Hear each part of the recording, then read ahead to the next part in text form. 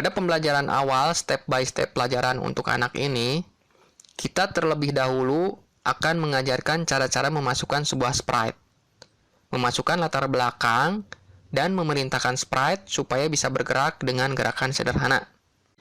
Pelajaran ini bisa dikuasai kurang lebih 1-3 kali pertemuan, dan dalam 1 kali pertemuan, direntang 1-1,5 jam saja. Tentunya dengan pengulangan dan kombinasi sprite-sprite yang berbeda, sampai anak mengerti dan paham betul tentang penggunaan sprite, latar belakang, dan script, sehingga bisa menghasilkan animasi sederhana yang kita ajarkan. Di sini kita perlu kesabaran dalam mengajarkan kepada anak. Satu persatu kita terangkan sambil praktek tentunya. Mari kita mulai saja dengan membuat sebuah proyek baru. Arahkan anak untuk bisa menghafal bagaimana cara membuat proyek baru. Kemudian, karena di sini kita ada 1 buah sprite kucing, kita tambahkan sprite lainnya, misalkan buah apel. Sampai di sini, kita arahkan kembali agar anak bisa menghafal dan mengerti cara menambahkan sprite baru ke dalam stage. Kita bisa menyuruh anak agar memilih sendiri sprite baru yang akan ditambahkan sesuai keinginan anak. Tambahkan beberapa sprite baru, kemudian hapus beberapa sprite sampai anak paham betul cara menambah dan menghapus sprite. Kemudian selanjutnya kita ajak anak untuk menambah latar belakang. Klik tombol pilih latar belakang dan biarkan anak memilih latar belakang sesuai dengan kesenangan mereka. Pilih latar belakang lainnya dan hapus latar belakang yang tidak digunakan. Ajari anak agar bisa menambah dan menghapus latar sampai paham betul caranya.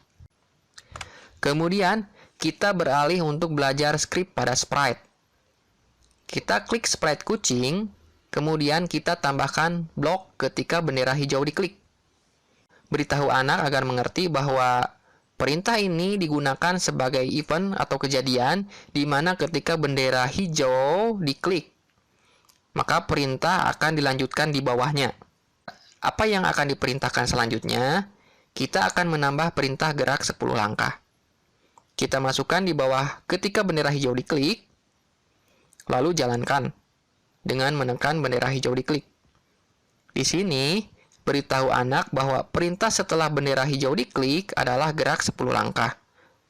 Maka sprite kucing tersebut akan bergerak 10 langkah seperti yang terlihat. Klik beberapa kali sampai sprite terlihat bergerak beberapa kali. Kita menginginkan ketika sekali klik bendera hijau, sprite bergerak terus-menerus.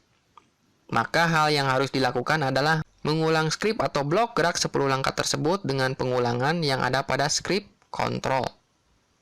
Contoh, kita gunakan pengulangan yang secara terus-menerus atau selamanya. Kita tarik ke bagian panel perintah dan masukkan blok gerak 10 langkah ke dalamnya. Kemudian sambungkan kembali ke bawah ketika bendera hijau diklik. Lalu jalankan. Maka secara otomatis ketika bendera hijau diklik, sprite kucing akan bergerak terus sampai batas dengan cepat. Di sini kita berhenti dulu dan tanyakan kepada anak apakah sudah mengerti atau belum. Kita coba copot blok pengulangannya dan jalankan, kemudian pasangkan kembali blok pengulangannya dan jalankan. Lihat perbedaannya sampai anak mengerti betul tentang script yang diajarkan. Jika sudah mengerti, kita lanjutkan. Tentunya di sini kita menginginkan supaya sprite tidak bergerak secara cepat, seperti yang terlihat. Maka kita perlu menambahkan blok tunggu 1 detik yang ada pada kontrol. Coba masukkan blok tersebut dalam pengulangan di bawah blok gerak 10 langkah. Lalu jalankan. Yang terjadi, tentunya sprite akan bergerak terus-menerus sebanyak 10 langkah dengan waktu jeda 1 detik. Waktu yang terlalu lama untuk sebuah gerakan kucing ya. Nah, di sini kita bisa suruh anak untuk memperkecil waktunya menjadi 0,3. Dan coba kembali hasilnya. Kemudian, suruh anak untuk mengganti waktu tunggunya lebih besar, misalkan 2 detik. Dan jalankan kembali. Apa yang terjadi? Tentunya, waktu tunggu kucing bergerak lebih lama. Ganti kembali waktunya ke yang lebih kecil, 0,3 detik, dan jalankan. Sampai di sini, Tanya anak apakah sudah mengerti dan paham pelajaran ini. Jika sudah, pelajaran bisa dilanjut agar si kucing bisa berganti-ganti kostum saat berjalan. Kita buka tab kostum pada kucing.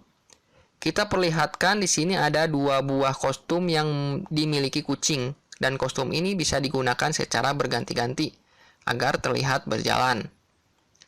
Untuk kebutuhan ini, kita bisa gunakan blok mengganti kostum, yaitu kostum berikutnya, yang ada pada skrip tampilan.